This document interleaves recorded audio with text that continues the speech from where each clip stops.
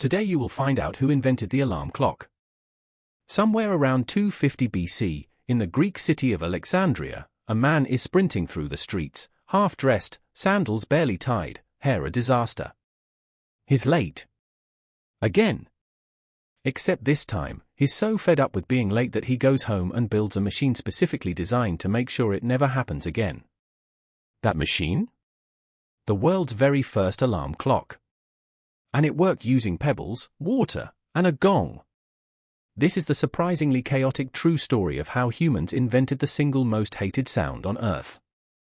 Meet Ctesibius of Alexandria, a barber's son who became one of the greatest engineers of the ancient world. Yes, a barber's son. His dad cut hair for a living, but young Ctesibius was obsessed with something else entirely: pulleys, counterweights, and how air and water could move machines. While other kids were, presumably, playing with sticks, Ctesibius was rigging up mirrors on pulleys in his father's barbershop just to see how far he could push the mechanism. As an adult, Ctesibius had one massive personal flaw: he was chronically, hopelessly late for everything. Meetings with fellow scholars. Appointments at the famous Library of Alexandria. Even his own lectures. Keep in mind, there were no clocks reliable enough yet to actually wake someone up. Sundials only worked during the day, and obviously didn't work at all when the sun wasn't up, which, inconveniently, is exactly when people need to wake up. Now, Ctesibius didn't invent the water clock from scratch. A basic version called the clepsydra had existed in Egypt and Babylon for centuries. It worked by water dripping at a steady rate from one container to another, marking time as the water level changed. The problem? Old versions were wildly inaccurate. Water flows faster when a container is full and slower as it empties, which meant ancient water clocks basically lied to you constantly. Here's where Ctesibius earns his genius title. He invented a float valve regulator, a simple floating device that kept the water level in the top container perfectly constant, no matter how much water was left. That meant water dripped out at a steady, reliable pace the entire time. This single invention made his water clocks dramatically more accurate than anything before them, accurate enough that they remained the gold standard of timekeeping for the next 1,800 years. But accuracy alone didn't solve Ctesibius's real problem. He still needed something to actually wake him up. So he added a second stage. At a set time, the rising water would lift a float that tipped over a small tray of pebbles. The pebbles would cascade down onto a bronze gong. Loud, sudden, impossible to sleep through. He had officially built the ancestor of every alarm clock that has ever ruined a peaceful morning since. There was just one catch. This alarm clock could only go off at one specific time, set by how much water was in the vessel to begin with. Want to change your wake-up time?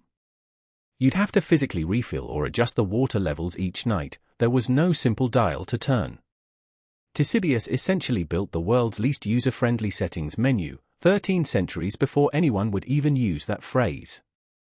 Ctesibius's water clocks spread across the ancient Mediterranean world, used in Greek and later Roman courts, temples, and public buildings.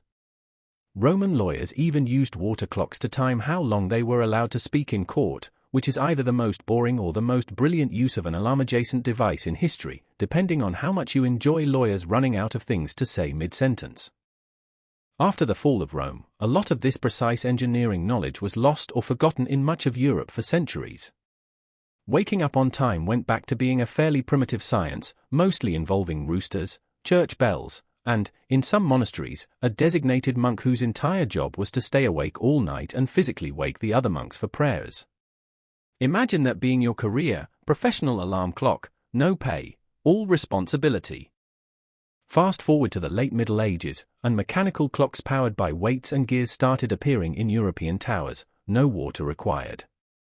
Some of these included primitive alarm mechanisms, striking bells at set hours.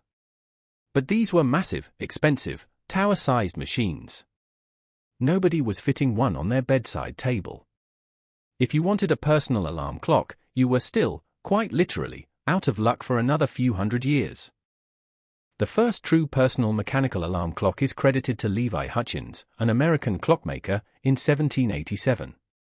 His invention could only ring at exactly 4 a.m., the time he personally needed to wake up for work, because, fittingly, he built it entirely for himself and never bothered patenting it.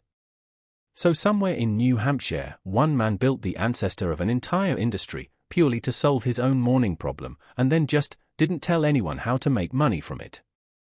From there, the 19th and 20th centuries brought rapid improvements, adjustable alarm times, wind-up mechanisms small enough for any bedside table, and eventually, electric alarm clocks. And in 1956, the snooze button was born, a feature that, statistically, humanity has used to disrespect its own morning plans well over 1 trillion times since. Today, most of us don't even own a physical alarm clock. Our phones do it instead, meaning the device that wakes you up is the exact same device that kept you up too late the night before. A few bonus facts before we go. Ctesibius's float valve regulator, invented for waking people up on time, later became a foundational principle used in modern plumbing and even flush toilets. Also, the word alarm comes from the Italian phrase all arm, meaning at arms, originally a military call to grab your weapons. So every morning, your alarm clock is technically shouting a battle cry at you. That explains a lot. So the next time your alarm goes off and you want to throw your phone across the room, remember, it all started with one perpetually late Greek engineer, a bucket of water, and a handful of pebbles. If you enjoyed this ridiculous piece of everyday history, hit subscribe, because next time, we're diving into another invention story that's even weirder than this one. See you then.